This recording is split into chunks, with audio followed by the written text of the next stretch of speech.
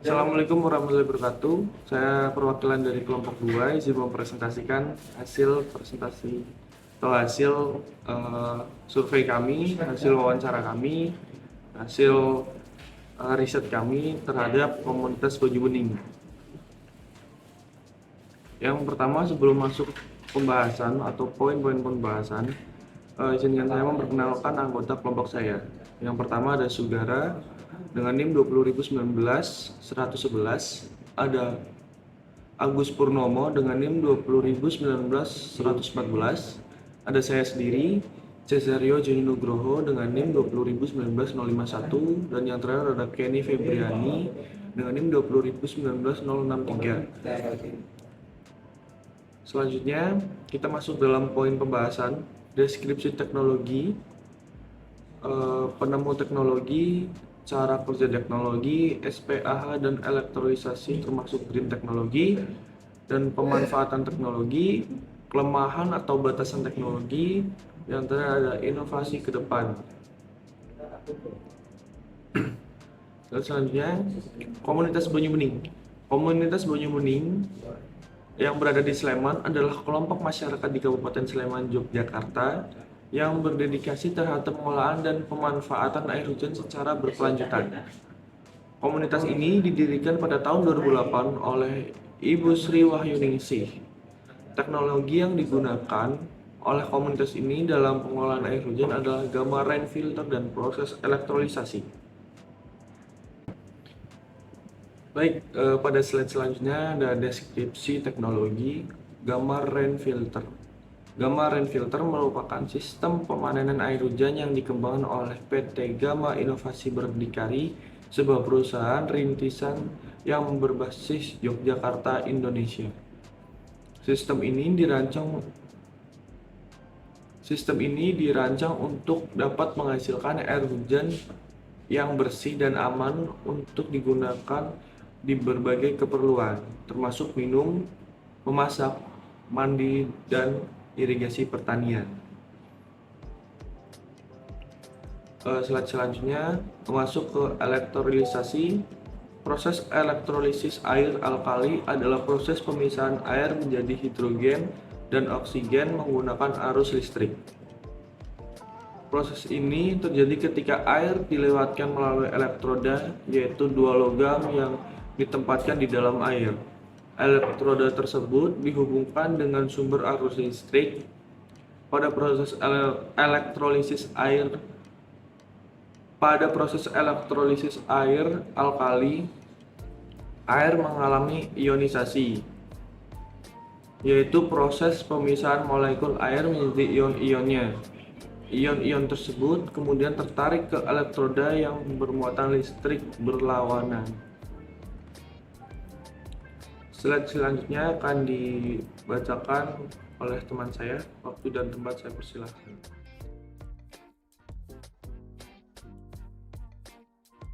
Penemu teknologi gamma rain filter adalah Dr. Ir Agus Mariono, seorang pakar hidrologi dari Universitas Gadjah Mada UGM. Beliau juga merupakan dosen di Sekolah Vokasi UGM dan Ketua Pusat Studi Air dan Perubahan Iklim UGM. Dr. Agus Mariono bersama dengan komunitas Banyu Bening Sleman telah mengembangkan berbagai teknologi pengolahan air hujan, termasuk gamma rain filter. Gamma rain filter merupakan sistem pemanenan air hujan yang dirancang untuk dapat menghasilkan air hujan yang bersih dan aman untuk digunakan berbagai keperluan. Penemu elektrolisis air alkali adalah Michael Faraday. Ia adalah seorang ilmuwan Inggris yang lahir pada tahun 1791 dan meninggal pada tahun 1867. Faraday pertama kali mendemonstrasikan elektrolisis air pada tahun 1832. Ia menggunakan dua elektroda, yaitu katoda dan anoda, yang ditempatkan di dalam air. Ketika arus listrik dilewatkan melalui air terurai menjadi hidrogen dan oksigen. Penemuan Faraday tentang elektrolisis air memiliki banyak aplikasi termasuk produk hidrogen, oksigen, dan air alkali. Alkali adalah air yang memiliki pH lebih tinggi dari 7. Baik, jadi selanjutnya itu saya akan menjelaskan cara kerja teknologi dari gamma rain filter dan proses elektrolisasi air alkali. Yang pertama ini proses gamma rain filter. Jadi pada saat terjadi hujan, maka air hujan yang jatuh ke atap rumah itu dialirkan ke dalam pipa. Dalam pipa satu ini terjadi proses penyaringan awal yang berfungsi menyaring kotoran kasar seperti daun dan ranting yang ikut terbawa oleh air hujan. Air yang telah bebas dari kotoran kasar ini kemudian dialirkan ke pipa 2, yaitu pipa pengendap, di mana pipa ini berfungsi sebagai pengendapan debu. Pipa ini dirancang agar dapat mengurangi air yang mengandung debu dari genteng yang terjadi pada saat awal terjadinya hujan. Dengan demikian, air yang meluap dari pipa ini sudah terbebas dari debu. Pada bagian ujung bawah pipa tersebut terdapat stop keran yang dapat dibuka sehingga debu yang telah mengandap tersebut dapat ikut terbuang keluar pada saat keran tersebut dibuka. Ketika pipa pengendap ini penuh, maka pipa tersebut akan otomatis mengalirkan air yang telah disaring ke pipa 3 untuk disalurkan menuju pipa nomor 4. Di tahap nomor 4 ini, pipa akan disaring lagi menggunakan penyaring sederhana seperti dakron penyaring yang ada di akuarium atau yang sejenisnya.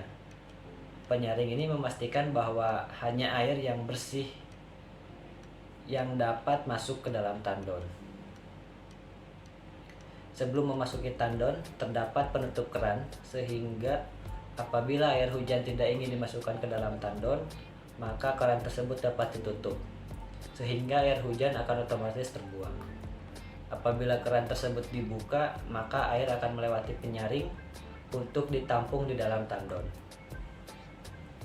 Tandon ini tuh dirancang sedemikian rupa sehingga ketika penuh tersebut air akan otomatis keluar melalui pipa kelima. Di akhir sistem, pipa yang dibenamkan ke dalam tanah yaitu pipa nomor 6. Pipa ini berfungsi agar air yang berlebih dapat terserap ke dalam tanah, sehingga sistem ini tidak hanya memastikan kualitas air yang baik, tetapi juga memanfaatkan sumber daya air secara efisien. Selanjutnya ini proses elektrolisasi air alkali. Jadi setelah air hujan ditampung dan air hujan yang telah disaring, kemudian air tersebut itu dimasukkan ke dalam wadah yang berisi 2 elektroda. Elektroda tersebut biasanya terbuat dari logam titanium. Kemudian sumber arus listrik dihubungkan ke elektroda melalui adaptor untuk mengatur voltase yang dibutuhkan.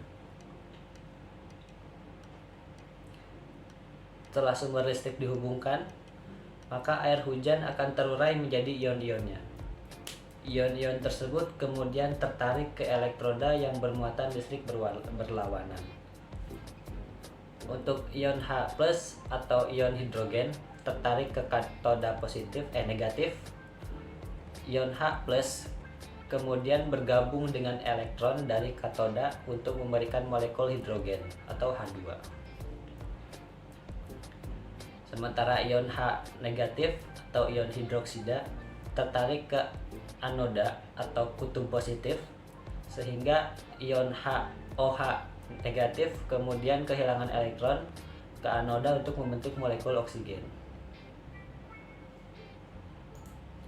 Selanjutnya akan dijelaskan oleh teman saya.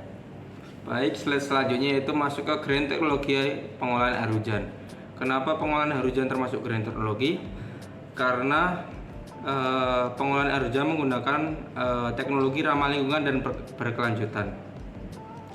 Pengolahan air hujan melalui tahap Gamma Rain Filter dan elektrolisis memiliki beberapa keunggulan yang menjadikannya sebagai green teknologi, yaitu yang pertama itu menggunakan sumber daya yang terbarukan, yang kedua mengurangi penggunaan air bersih, yang ketiga mengurangi emisi gas rumah kaca, dan yang terakhir meningkatkan kualitas air.